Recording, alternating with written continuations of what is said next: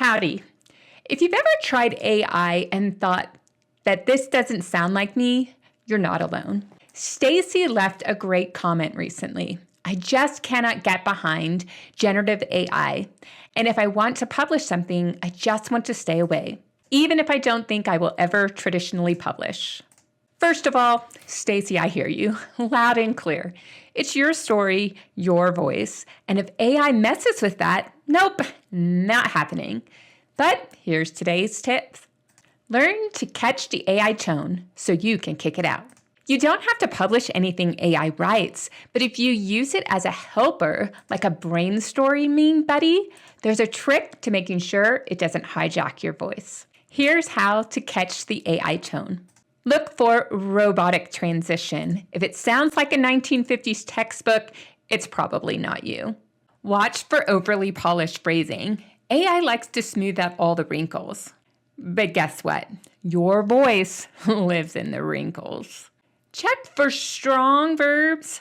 I love how a homeschool program suggests that we use strong verbs rather than get, got, go, come, went, said, and so forth.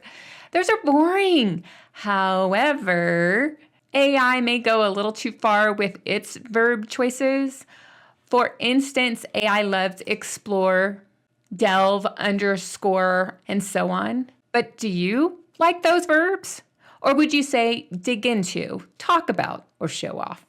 AI often writes in a safe, professional voice that lacks personality quirks. Let's compare two sentences. Genealogy offers individual a unique opportunity to gain insight into their ancestral roots and better understand historical context. Digging into your family tree is one of the best ways to figure out where you came from and why Uncle Frank is the way he is. Can you spot the difference? So if something sounds like it belongs in a brochure or could have been written by anyone, trust your gut. That's your clue to bring in your voice, your humor, and your heart. So if you spot those red flags or want to catch more, here's what you can do. Read the paragraph out loud. Rewrite it like you're talking to your best friend or your sister or your favorite cousin who's into family history, but maybe not quite as nerdy as you. Insert your quirks. Add your favorite expressions, metaphors, or speech patterns. Simplify or complicate. If you tend to write in short sentences, break up long ones. If you love detailed descriptions, flesh things out. Add personal anecdotes. Nothing sounds more authentic than your own experiences. Now, if you're not sure whether something sounds like you or like a friendly robot with a PhD, you can always run it through an AI checker tool. My personal favorite is Grammarly's Check for AI Text and Plagiarism. I use it all the time because it flags those overly formal phrases we've talked about, and it also scans the internet to see if your text matches anything else out there. Super handy, especially if you're using AI as a starting point and want to make sure it doesn't lift someone else's words. Now here's a funny story. My daughter has to run all her college essays through a plagiarism checker. One time she got flagged for copying another student, and it turns out the other student was herself. She reused a paragraph from a similar assignment in a different class, and yep, the tool caught it. Was it a little awkward? Yeah. Was it effective? Absolutely.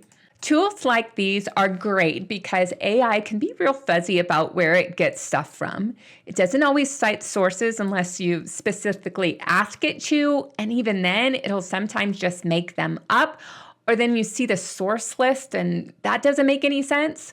It's not great. So if you want a few other options, check out these. PT0 is designed for teachers, but great for spotting AI generating writing. Writer.com AI Detectors is a quick and simple check for overly robotic phrasing. Turnitin is used by schools and universities worldwide and was probably what my daughter's school uses. Sampling AI is geared towards workplace writing, but useful for family historians too. These checkers won't fix your writing for you, but they can be like a second set of eyes, helping you spot anything that doesn't sound like you.